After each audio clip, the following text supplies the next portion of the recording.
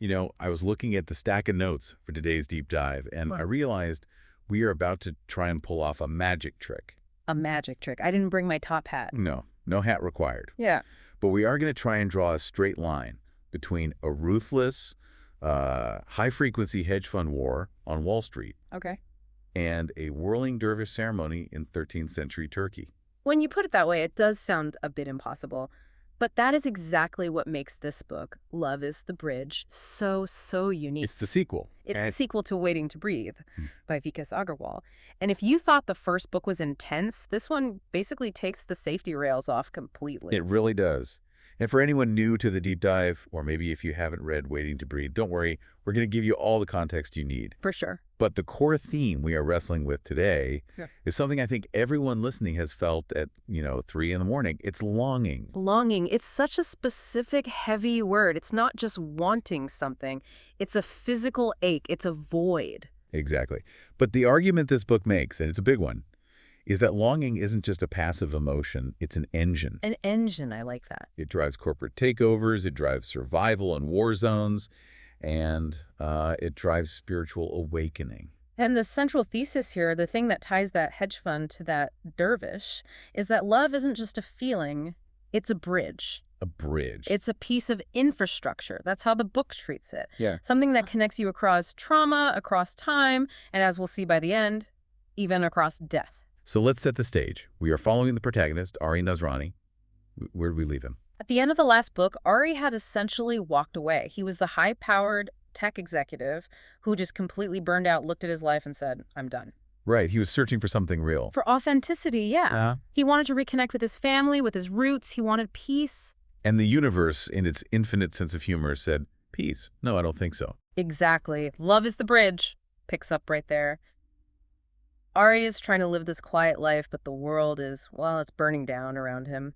And he gets pulled into two simultaneous journeys. Let's break those down, because they seem completely contradictory on the surface. They absolutely are. On one side, you have the external journey. This is a high-stakes business thriller. He has to return to the corporate battlefield to save a company called Artifact. And when you say save it. I mean, it is literally days away from liquidation. It's a sinking ship. And on the other side, the internal journey. The internal journey. He is peeling back the layers of his own family history. He's uncovering the story of his uncle Masood, a lost love named Dia, and this incredible spiritual lineage connecting all the way back to Rumi and the Sufi mystics. And the stakes are, they're sky high. We aren't just talking about a stock price crashing. Not at all. We are talking about breaking these deep generational cycles of trauma. The book jumps from the Yazidi genocide to the Holocaust to the chemical attacks in Halabja. It's heavy, but it's also really hopeful. It's about how you navigate the darkest parts of human history and personal loss without losing your soul. That's the core question, isn't it? Can you be a shark in the boardroom and a saint in the prayer room? And can those two things actually be connected? Let's unpack this. Let's start with the boardroom before we get to the prayer rug. Ari returns to Artifact. Why? He got out. He had the exit money. Why on earth would he go back? It's the classic pull of duty. He receives a call. The company he helped build, the place where all his friends still work, is sinking fast. The C-suite has been fired.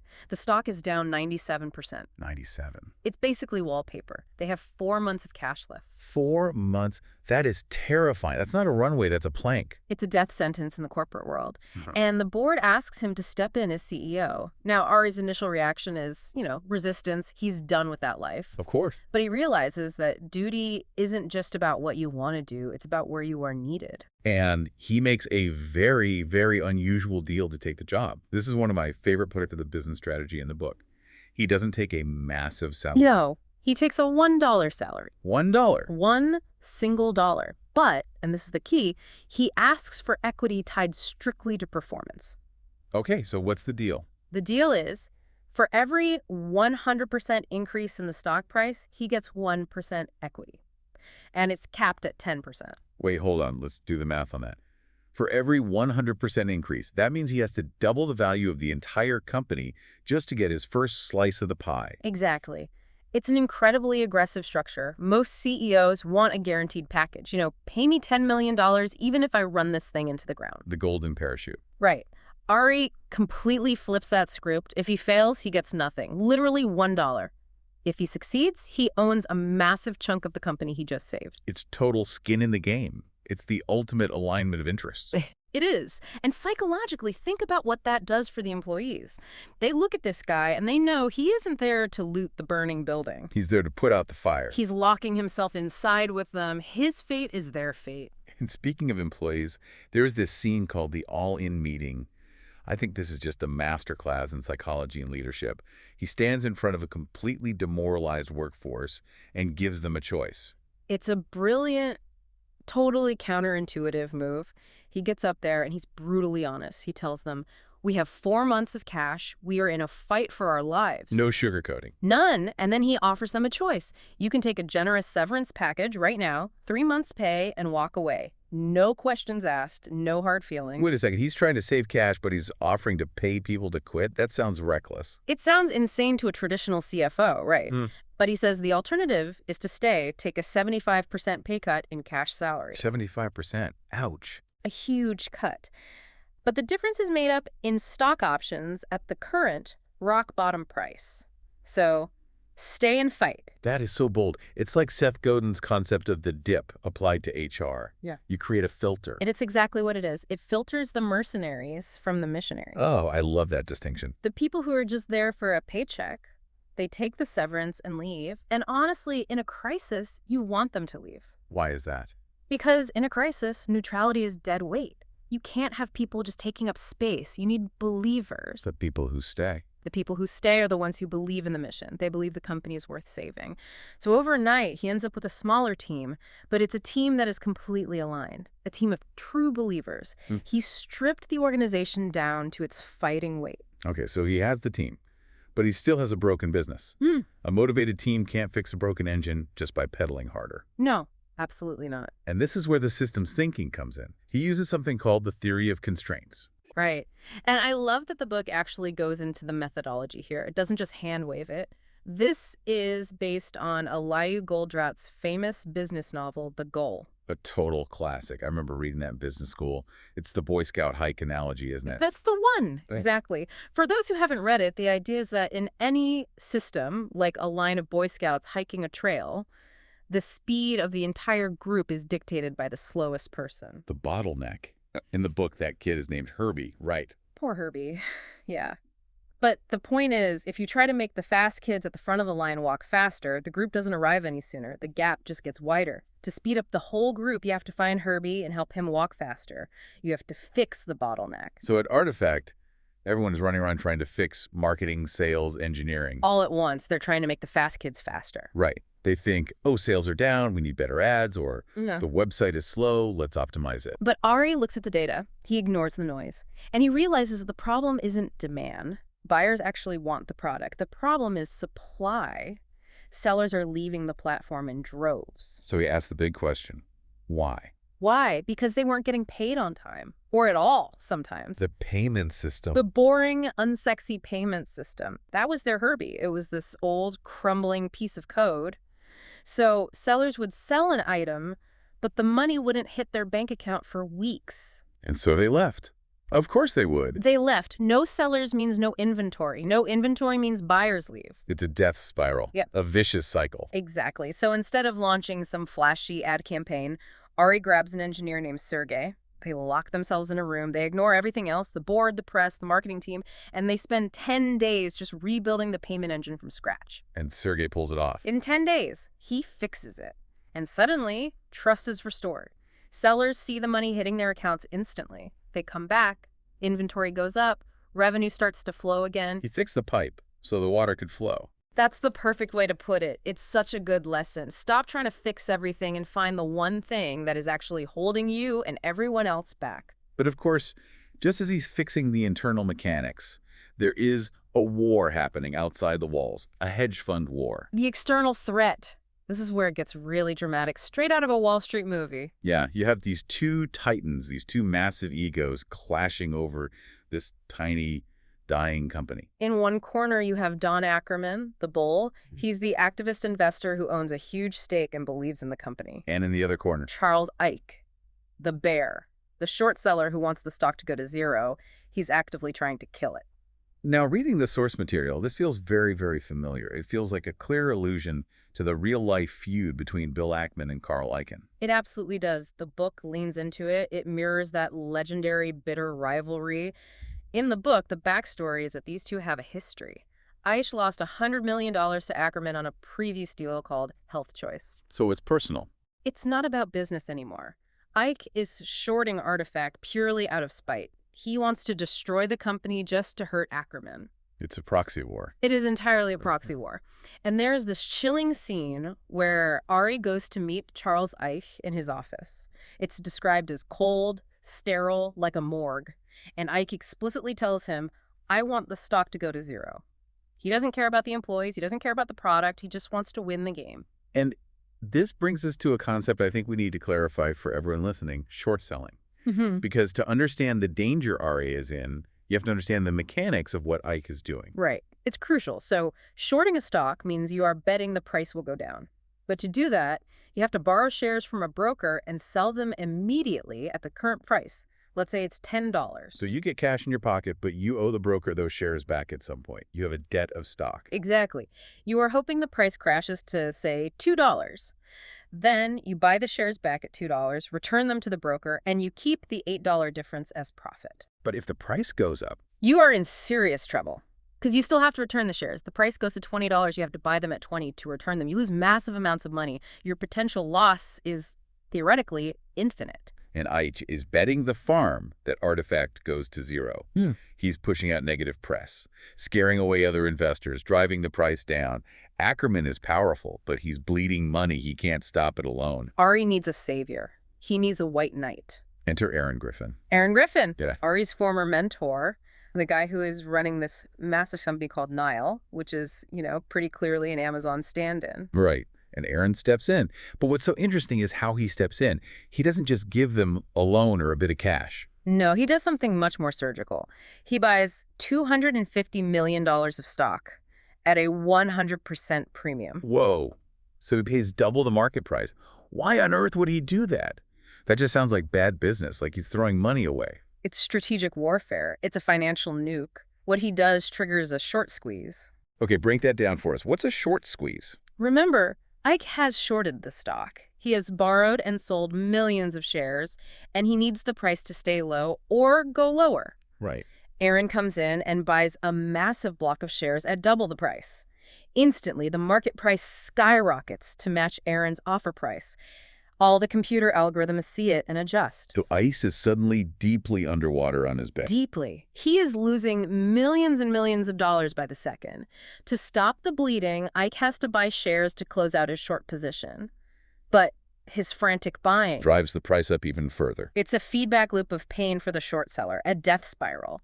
Aaron Griffin basically walks into the room, lights a match, and blows up Ike's entire position. It forces Ike to retreat. It saves the company's finances overnight. It's a checkmate move. But here is where the story pivots and gets really interesting for me. Right. Why does Aaron do it? Sure, he likes Ari. He's a mentor. But $250 million? That's a lot of friendship points. It goes so much deeper than friendship. And this is where the book introduces the theme of the drowning man. Aaron reveals a trauma that he has carried his entire life. This is the lunch at Frankie's, right? The Italian place. Yes. In that scene, Aaron finally opens up. He explains that he had a younger brother named Gabriel.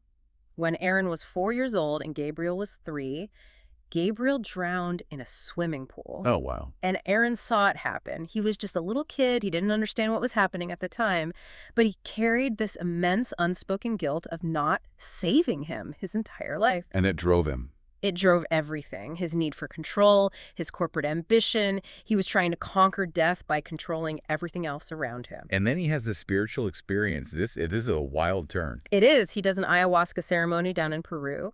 And in this vision, he sees a still lake. And Gabriel's there. He's a child walking on the water towards him. And he tells Aaron, "You'll get another chance to save me." You'll get another chance to save me. That gives me chills. And then Gabriel walks backward, away from him, across the water. So when Aaron sees Ari drowning, metaphorically, in this corporate war, he realizes this is the moment. This is his chance. So saving Artifact, saving Ari. He is spiritually fulfilling the promise to save his brother. He's healing that 4-year-old boy inside himself. So the drowning man isn't just Gabriel. No. It's Aaron, he's drowning in guilt. It's Ari, he's drowning in responsibility in this impossible situation. The insight here is just profound. We save ourselves by saving others. That is a beautiful concept. And it transitions us perfectly out of the cold, hard numbers of the boardroom and into the more philosophical parts of this deep dive. It really does. Because while Ari is fighting this war, he's also having these deep conversations about what life is actually for. Right. Which brings us to this incredible chapter called Shiraz. Ari and his wife Rivka visit a cafe that's just been opened by their friends, Amir and Sahar. The Cafe Shiraz, the description of this place is just, it's lush. It's beautiful. It is. It's inspired by the Pink Mosque in Shiraz, Iran. It's all stained glass, mosaics, kaleidoscopes of light dancing on the walls. And the book makes a point of this. It's an explicit rejection of utilitarianism. What do you mean by that? It's not about being efficient. It's not a Starbucks designed to get you in and out in 3 minutes. It's about being beautiful for beauty's sake. And it's in this setting that they get into this debate about optionality. I feel like this is such a modern anxiety, a buzzword we hear all the time. Yeah. Keep your options open. Exactly. We live in a culture that is obsessed with optionality. We want to keep every door open just in case. We date without committing. We freelance without taking the full-time job. We rent instead of buy. We want the illusion of infinite choice. And Mir drops this truth bomb on them. He does. He says optionality is not free. We pay for it with time. We pay for it with time. Can you unpack that? Think about it. Yeah. If you stand in a hallway trying to keep 5 doors open at once, you never actually walk into a room. You never furnish it. You never inhabit a life. To choose one path is to close others, yes, but it is the only way to build meaning. It's the difference between browsing Netflix for an hour and actually watching a movie. That is a perfect analogy. We are a generation of browsers, and Amir links this to entropy. The physics concept from thermodynamics. Yes. The second law of thermodynamics. The universe inexorably moves from order to disorder. That's entropy. A hot cup of coffee will always become a cold cup of coffee. Things fall apart. Right. Life, Amir argues, is this brief, rare, low-entropy window where we have the capacity to create order and beauty. His motivation for the cafe is that we have a duty, a sacred obligation, to create pockets of beauty before we all fade back into the cosmic disorder. Wow. That's a heavy reason to open a coffee shop. It is. And in this setting, surrounded by this intentional beauty, Amir gives Ari a gift, a book, a very special book, a rare leather-bound copy of Layla and Majnun, printed in the 19th century. Now, for those who don't know, Layla and Majnun is, well, it's often called the Eastern Romeo and Juliet. It is, but that's a bit of an oversimplification. It's so much more spiritual. It's a Persian poem by the poet Nizami. It's about a man, Kays, who becomes Majnun, which literally means mad or possessed, with love for Layla. But it's not just about romantic love. Not at all. It's an allegory. It symbolizes the longing of the human soul for the divine, the intense, maddening, all-consuming love for God. And this book acts as another bridge, doesn't it? It connects Ari to the next phase of his journey. Completely, because he starts to realize that this story, this intense spiritual longing, is the key to understanding his own family history, specifically his uncle Masood. Right. But before we get to Masood, we have to talk about Yasmin, because the theme of displaced souls in the book really centers on her story first. Yes, Yasmin is Ari's executive assistant at Artifact, and for a long time she's just efficient. She's the person who books the meetings and arranges the travel. She's in the background. But then we learn her story. And I think we need to slow down here because her story is the emotional anchor for so much of what follows. It is a harrowing story. She is a refugee from Kabul, 1979. The Soviet invasion. Before the war, her life was, in her words, a paradise. Her family owned a high-end Italian shoe store in Kabul. Think about that image Italian leather shoes in 1970s Kabul. It just paints this picture of a cosmopolitan, beautiful, modern city that was lost. And then the invasion happens. The world shatters. They have to flee. They escape on a train through Germany, and there is this incredibly tense scene. Yasmin is just a little child. Her family is Muslim, and soldiers are searching the train cars. They're looking for undocumented travelers, for refugees to send back. The fear in that compartment must have been just suffocating. Unimaginable. And who saves them? This is the twist that matters. A Jewish family. A Jewish family. A Jewish family in the same compartment hides Yasmin's Muslim family in the luggage crawl space above the seats. They stand guard. They refuse to move. They risk their own safety for complete strangers. That image. A Jewish family protecting a Muslim family from soldiers on a German train. Given the history of the 20th century, that just flips the script on so many toxic narratives. It does. It shows that when the chips are down, our shared humanity can override politics and history. And this experience connects to Yasmin's relationship with poetry. Her mother stopped reading Layla and Majnun after they fled. Why? She said the story requires a whole heart, and hers was broken by exile. But Yasmin kept the poetry alive. And she's the one who helps Ari understand that Layla and Majnun isn't just a story, it's a language for understanding suffering and longing. And this brings us to the Yazidis. We can't talk about displaced souls in this book without talking about the Yazidi genocide. This is very recent history. This was 2014. And this connects to Ari's wife, Rivka. Her work is with Yazidi survivors. Specifically, two women named Dia and Naza. These are women who were enslaved by militants. They've lost everything, their families, their homes, and the book doesn't shy away from the brutality of what happened to them. But it also highlights their incredible resilience. There is a scene with Sadia Khalaf, a survivor who Rivka nominates for the Nobel Peace Prize. And there's that cameo by the Clooneys, characters named Alia Dahan and George Benedict, but we know who they represent. Right. It shows that intersection of celebrity, human rights, and raw survival. But in a quiet moment of connection, the older Yazidi woman, Dia, reveals a photograph to Ari. It's an old, faded photo of herself as a young woman, and in the background Is Uncle Masood. Ari's uncle. Ari's uncle. They were in love decades ago, back in Iraq, before the chemical attacks, before the migration to America. Masood and Dia were the Layla and Majnun of their time, but they never married. Why?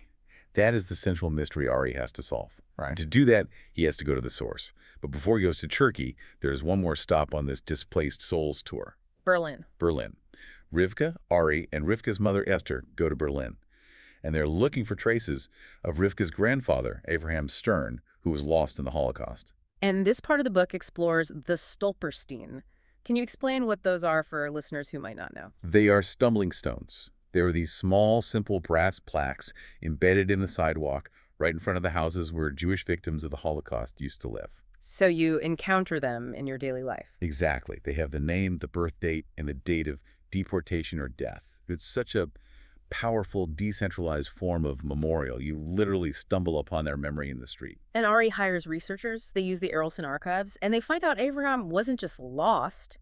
He was taken. They find his stone. It says he was here. He had a name. It makes it real. And Ari stands there looking at this small brass stone, and he has this profound realization that he and his son, Masood's namesake, are the living legacy of these survival stories. It's all connected. The Yazidis, the Jews, the Kurds. It sets the stage for the pilgrimage. Ari realizes he can't just fix the company. He has to fix the timeline of his family's trauma. He has to go to Konya, Turkey, alone. Konya, the city of Rumi, the city of the whirling dervishes. And the place where Ari finally reunites with Nofal. Nofal is the smuggler, right? The Yeah. man who got Ari and Masood out of Iraq all those years ago after the attack. Yes. And for years, Ari had ignored Nofal's letters. He was ashamed. He thought Nofal was just a reminder of a painful past. He thought Nofal wanted money. But when he meets him, Nofal is living in poverty, in a tiny, cold apartment. But he hasn't sold the one thing of value he possesses. He has kept something safe for decades. Masood's diary. The diary and a bundle of letters. This is the revelation. Ari sits in this small room in Konya, reads them, and finally understands the why. So let's get to the truth. Masood and Dia were deeply in love. They were passing secret notes in a shop. It was this pure, burning romance. So why didn't they get married? False pride. That's the chapter title. Yeah. Ari's father, Assad Masood's older brother, the war hero, the martyr, he forbade the marriage. Because of status, because of class. Yes. The Nazranis were considered tribal nobility. Dia was a merchant's daughter. It was beneath them. Assad said no. That is just heartbreaking. It's Romeo and Juliet. It's family pride destroying love. But it gets worse. Or more noble, depending on how you look at it. Masood had planned to defy his brother. He had a plan to run away with Dia. He was going to choose love. He was going to choose his own happiness over his family's pride. He was. The bags were packed. But then the chemical attack happened. Halabja. The gas fell from the sky. Ari's parents were killed.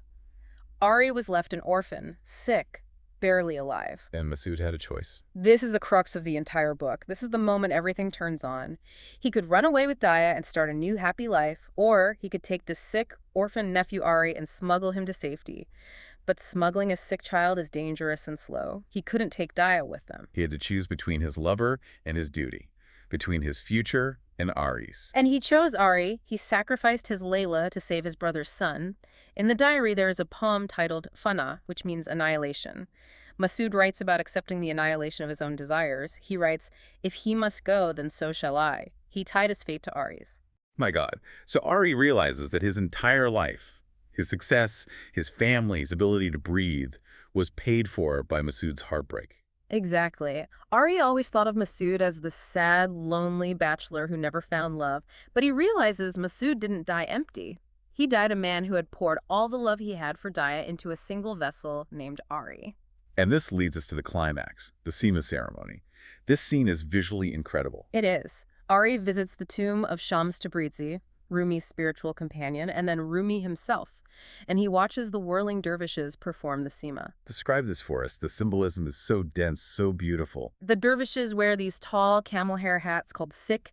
They represent the tombstone of the ego. The death of the ego. Yes, and they wear white robes, which represent the burial shroud of the ego. When they begin to spin, they take off a black cloak, which symbolizes the shedding of worldly attachments and lives. And then they spin. They spin. And you have to notice the hands. One hand is palm up, reaching to the sky to receive grace from God. The other hand is palm down, reaching to the earth to distribute that grace to all of humanity. They are the bridge. Love is the bridge. They are the conduit. Exactly. And as Ari watches this, something happens to him. It's not just an observation. No, it's a moment of transcendence. It's the mystical element of the book coming to a head. Time dissolves. In the spinning, Ari sees a vision. He sees himself as a child, and he sees Masood, and he realizes that Masood isn't gone. He isn't in the past. We were never two. That's the key phrase from the final poem. He realizes that love collapses the distance between people, between the living and the dead. Masood's love is living in Ari. The insight he walks away with is profound. Love is not longing. It is the quiet surrender. He stops fighting. He stops judging the past. He stops feeling guilty for surviving. He just lets go. He surrenders, just like Aaron surrendered his guilt about his brother Gabriel, just like Masood surrendered his romance for duty. Ari surrenders his need to understand everything and just accepts the grace of it all. And he brings this newfound peace back to Seattle. He does. And the story ends with a birth. A new beginning. Rivka gives birth to their second child, a son. And the name. The name is everything. Asad Avraham Nazrani. Assad, the Kurdish grandfather who died fighting for his land, and Abraham, the Jewish grandfather who died in the Holocaust. United in one child. It's the ultimate synthesis. The traumas of the Kurds and the Jews, the false pride of the past, the Stolperstein of Berlin, it's all healed and brought together in this new life. And there is a final poem, right?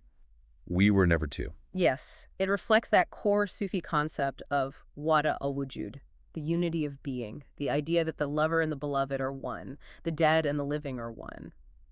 It ends on this note that we aren't separate islands of suffering. We are all part of the same ocean. So let's wrap this up. We started with corporate warfare, hedge funds, stock options, short squeezes, and we ended with whirling dervishes and Sufi poetry. How do these threads actually connect? Yeah. Because on the surface, they seem miles apart. They connect through the concept of the bottleneck. Think about it. In the business world, the bottleneck was the payment system, the inability to exchange value. It was a blockage. Ari had to use systems thinking to remove that blockage so the business could flow again. And in Ari's soul. The bottleneck was the ego. It was the trauma, the guilt, the inability to accept the past, the inability to surrender. It was a blockage that was stopping love from flowing. So systems thinking saves the company. And spiritual thinking saved Ari. It's the same process. Exactly. Systems thinking removes the blockage so the business can flow. Spiritual practice removes the ego so love can flow. It's the same process, just on different levels of reality. And what's the cost of removing that bottleneck? The cost is optionality. You have to commit. You have to make a choice. Masood had to commit to Ari. Aaron had to commit to the stock buy. Ari had to commit to the pilgrimage. You can't keep all your options open if you want to be the bridge. You have to lay yourself down. That is such a powerful takeaway. We spend so much time and energy trying to keep our options open, trying to avoid pain or commitment. But the book argues that the real beauty is on the other side of that choice. On the other side of the surrender. So here's the question we want to leave you with today. We talked about the drowning man. Aaron was drowning in guilt. Ari was drowning in duty. And the book suggests we are all drowning men in some way. We're all struggling with something. Right. So the question is, if we are all drowning men, who is the hand reaching out to save us?